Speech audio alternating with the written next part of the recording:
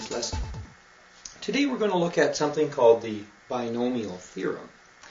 To help us understand this, I'm going to look at binomials and expanding binomials.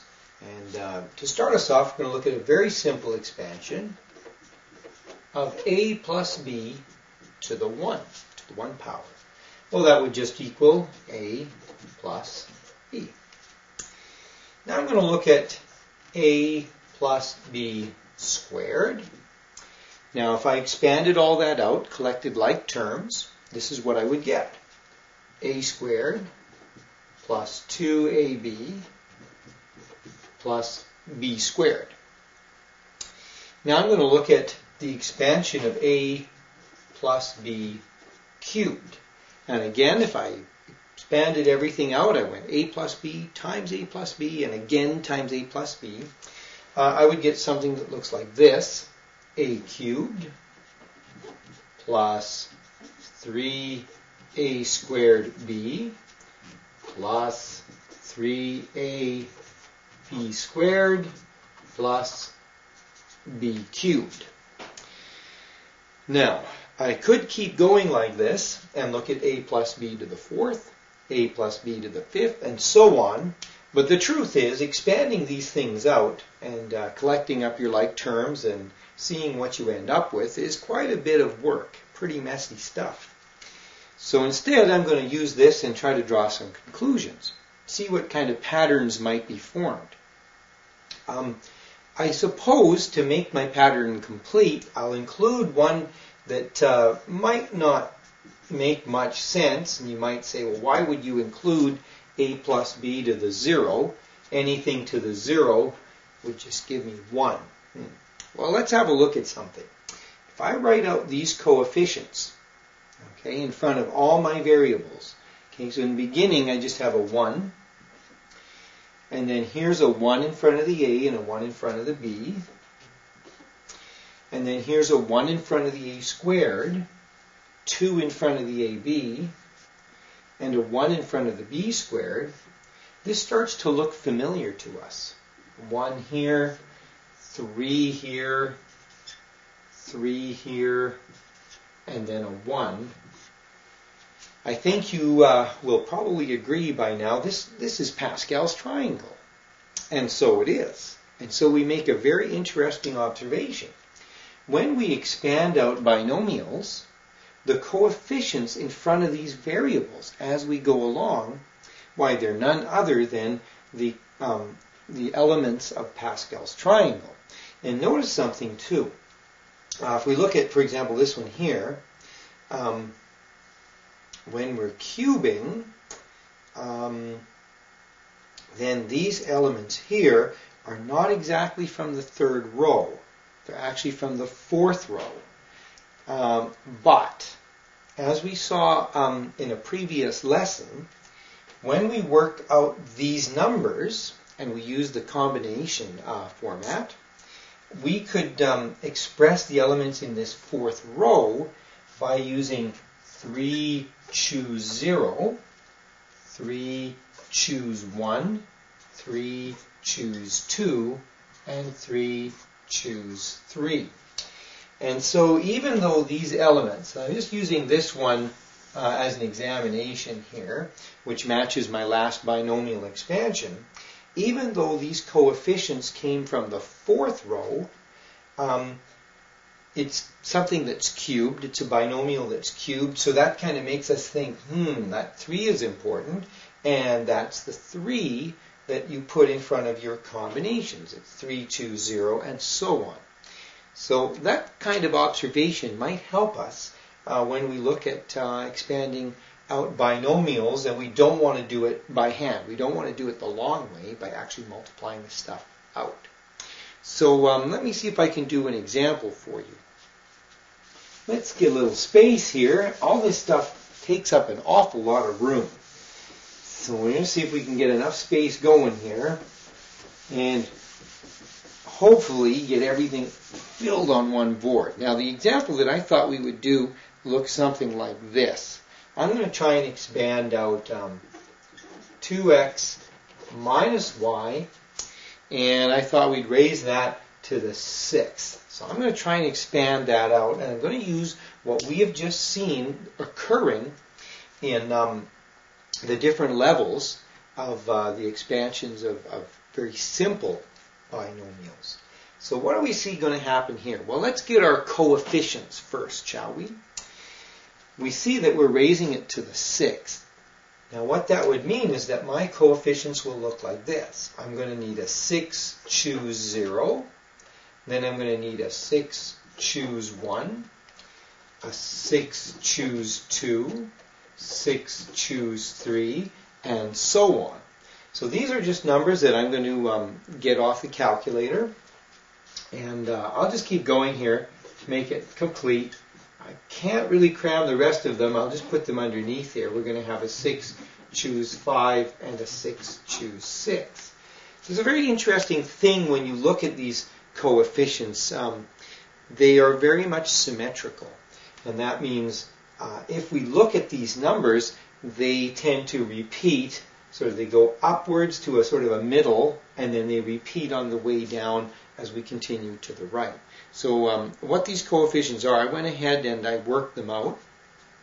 And the first coefficient here, 6, choose 0, is actually a 1. And 6, choose 6 is a 6. Let me see if I can just write them all on one line here. 6, choose 2 is 15. And 6, choose 3 is 20. Now if you look at 6, choose 4, you'll go, hey, it's 15 again. So this is kind of like our middle number, and at this point you wouldn't even have to bother with the calculator. We would know that the last two terms are going to be 6 and 1. Again, it has a kind of a symmetry. It reaches a middle. Sometimes it's two middle numbers that are the same, but these are going to repeat on the way down again. So those are going to be our coefficients. So we got kind of half the story done. But now the question is, how do we build all the variable stuff? How do we know what that variable stuff is going to be? And that also follows a very systematic pattern. So let's look at variables now. What happens with the first term is you take this thing, which is in the first location, and you say, I'm going to raise that to the 6th power. So my first variable here is going to be 2x to the 6th. Okay? The other thing, the negative y, that doesn't show up in the first term. Okay? But now when we move to the second term, you're going to have the 2x, and that's going to be reduced. It's going to be 2x to the 5th. And similarly, as we go along from term to term, our first variable, which started within an exponent of 6, continuously goes down a notch. So as we mosey along here, and I'm going to need a little bit of room, these are going to be reducing the exponent here. Okay, so that would then become a cubed. And I'll just continue over here. Then we'd have a 2x squared, a 2x to the 1, and then 2x to the 0, which means it's just like a 1. It doesn't exist anymore. Now that's only one of our variables. What about this one here? Well, the second variable, in this case negative y, it does the same thing except in reverse. In other words, when I get to my last term, I'm going to have negative y to the 6th. And as I move backwards, I'm going to take that and reduce the exponent by 1. So this is what we have happening as far as the exponents with the negative y. It's kind of messy stuff here, and you probably already noticed that. Okay, and that's to the 1, and then there's nothing. You'll notice something here, and I'll just write that 1 in. The sum of the two exponents should always be the same as what you're raising it to. In other words, in this case, we're raising it to the 6th power. Here we have a 6. 5 and 1 makes 6. 4 and 2 makes 6. 3 and 3 makes 6, and so on. Okay? So now, how do I put all this stuff together? Well, here's what it's going to look like. I need a little more room. And we put all these bits and pieces together. And again, it's very long-winded stuff, even using the binomial theorem. Okay, we have a coefficient of 1, and we have an exponent of 2x to the 6th. So what I'm going to do is I'm going to say, well, that's 2 to the 6th, which is 64, and then x to the 6th. And so that's my first term. Okay. Then I go to my second term. Now, my second term has a coefficient of 6. And then we have 2x to the 5th. Now, 2 to the 5th is 32. And then we have x to the 5th. And then we have negative y to the 1. So what I'm going to do is just put a y here, and that'll make the whole thing negative. Okay. Then we mosey to the next term. Okay, we're going to have a 15. And we're going to have 2x to the 4th. So 2 to the 4th is 16. Then an x to the 4th. And this negative y gets squared, so it's going to become positive. So I will have a positive y squared, so that is a plus. Okay. And where were we? We're now at the 20. So we're going to have a 20. And then we're going to have 2x cubed. So it gets cubed as well, which is 8. And the x cubed. And then negative y cubed. Well, that means we're going to have y cubed, and it'll be minus. So put that minus sign out front. The next term here is going to be, well, we used up our 20, so we're at 15. And then we're going to have 2x squared. So the 2 squared is a 4. And then the x squared. And then the negative y to the 4th will become positive y to the 4th, so that's a plus. And we're down to this guy, and our coefficient was a 6. Boy, I'm going to have to really squish this one. We have a 2x to the 1, so that will be times 2x. And negative y to the 5th will be a y to the 5th, and we'll bring that negative sign up front. And then we're down to our last term, has a coefficient of 1. And the variable is a positive y to the 6th, so plus y to the 6th. Now, of course, we wouldn't leave it like that. At this stage, we would slog through and actually work out what these coefficients are, numerically speaking. So let's do that, and then we've got this thing wrapped up. You can see it's still a fair bit of work, even with the binomial expansion. But let me tell you this. If you weren't doing it this way, which was, has its work cut out for it, but if you were doing it the old other way, just actually taking the 2x minus y and multiplying by 2x minus y and multiplying and so on, well, try it. I think you'll agree this isn't so bad. Okay, so what's all this look like? Well, we got 64x to the 6th minus, and what do we get here? That's 192 x to the 5th y plus, and let's see, 15 times 16 is 240, if I'm not mistaken. That's one you'd like to check on a calculator, but anyway, we'll keep going. And minus, this one's reasonable, 20 times 8, 160 x cubed, y cubed, and then plus 15 times 4, that's 60 x squared y to the 4th, minus 12 x y to the 5th, plus y to the 6th. So there it is. Whew, fair bit of work. Okay. Now we're going to generalize what you've just seen in this actual example into what the binomial theorem actually is. What can we say about the binomial theorem in a general form? So let's state this as a kind of, well, as a theorem. Crazy. I'm going to state it as a theorem. State the binomial theorem as a theorem. Yeah. Okay.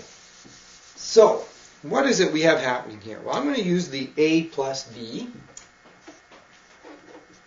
and say what happens when we raise it to the n. What does the expansion look like? Well, how do we get our coefficients? Well, we go n, choose 0. So that's going to be our first coefficient. And then we're going to times it by a to the n. And there's going to be no b. Now, if you like, you can think of it as b to the 0. Some people like to put it in there. And maybe it's not a bad thing, because we are generalizing this as a kind of law. Okay, what do we have next? Well, we have n, choose 1. Okay, and that's going to be times a to the n minus 1. I hope this still shows up there. Maybe I'm writing this too high.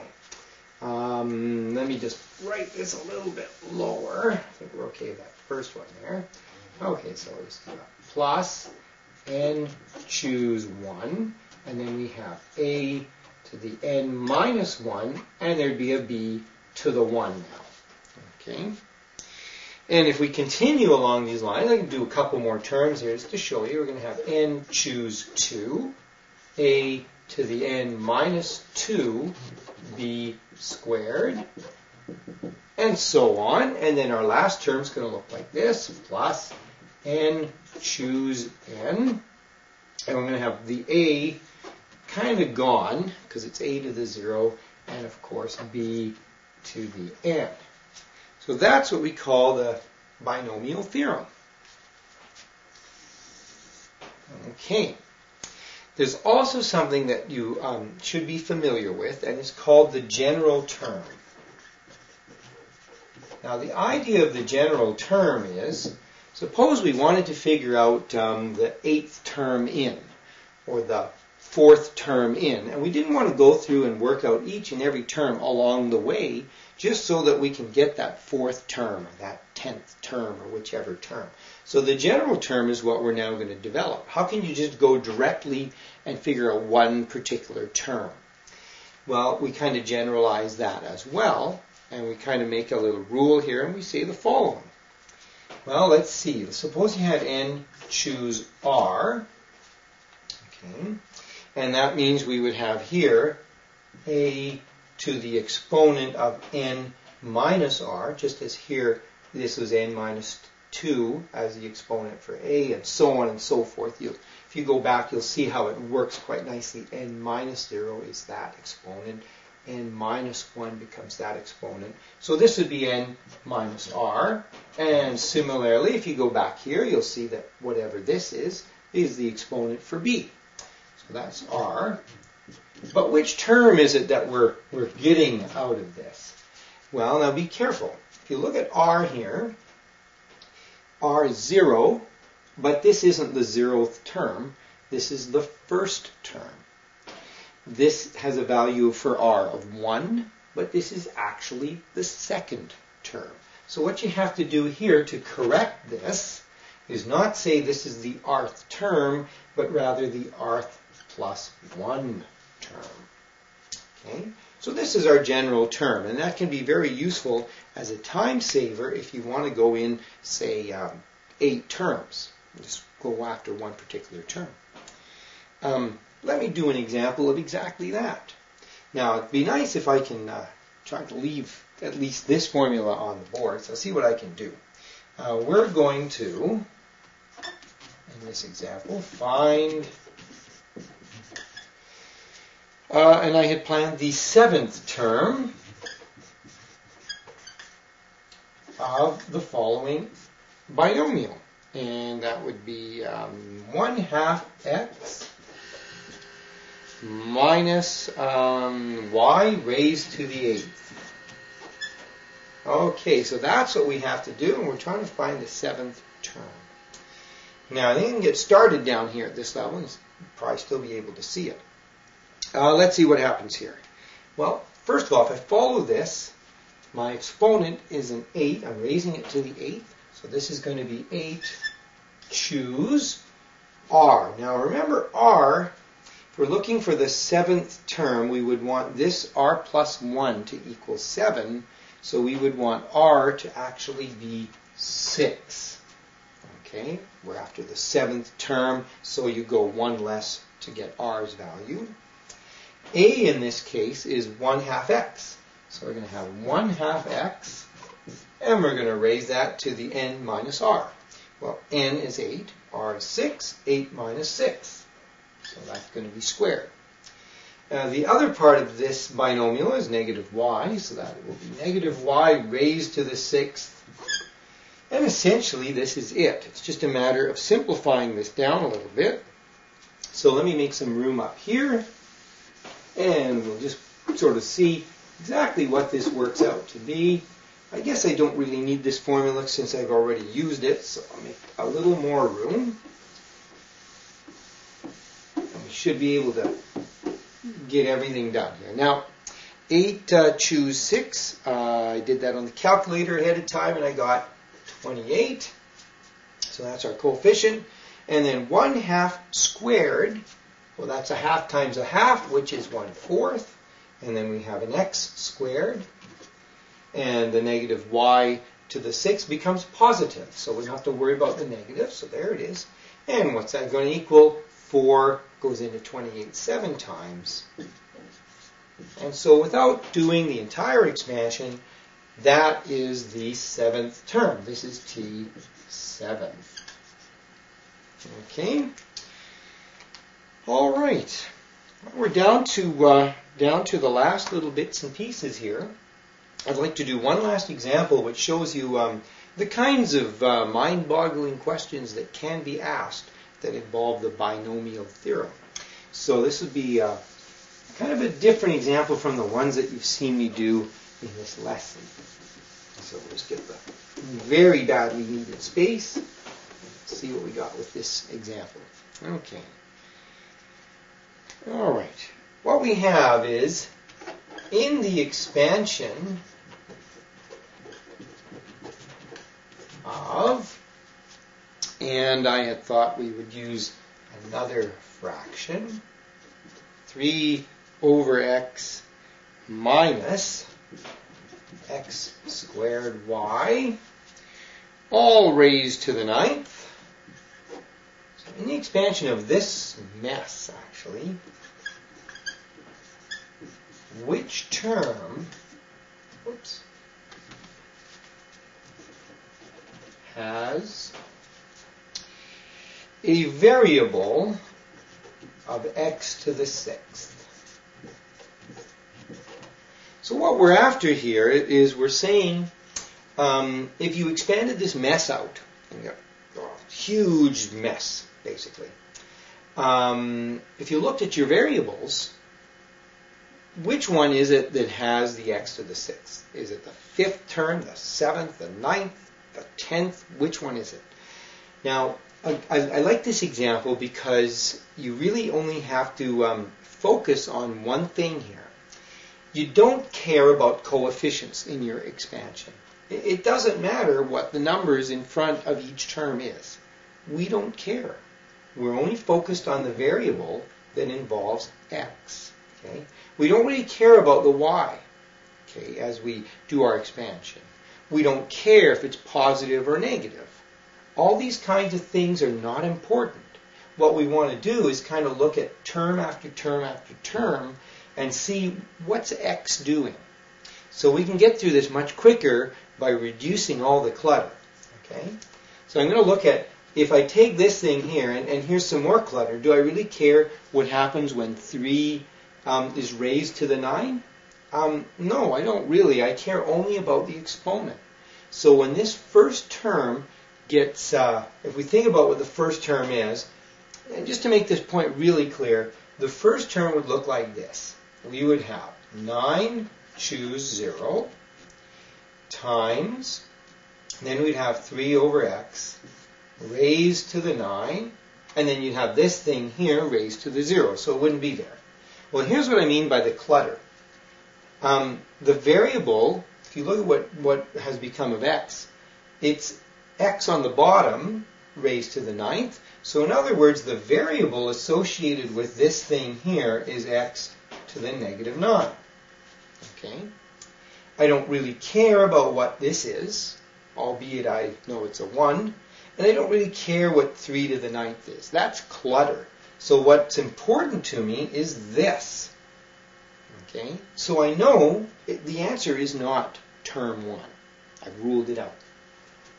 Now that we've established this is clutter and the 3 is clutter, let's just focus on what's important.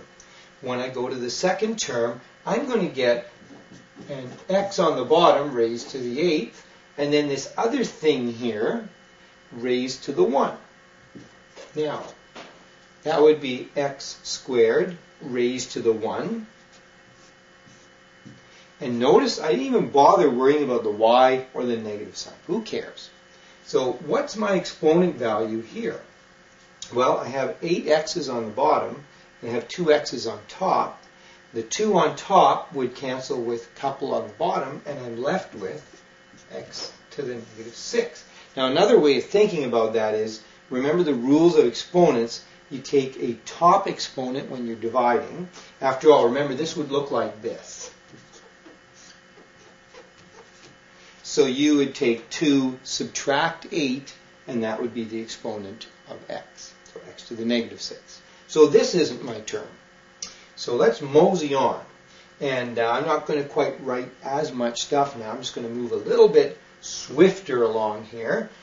This next one is going to become raised to the 7th, and then we're going to have x squared squared.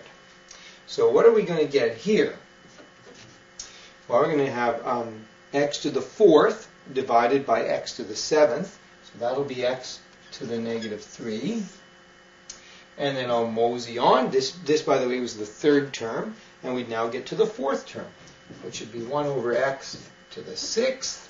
And we would have x squared now cubed.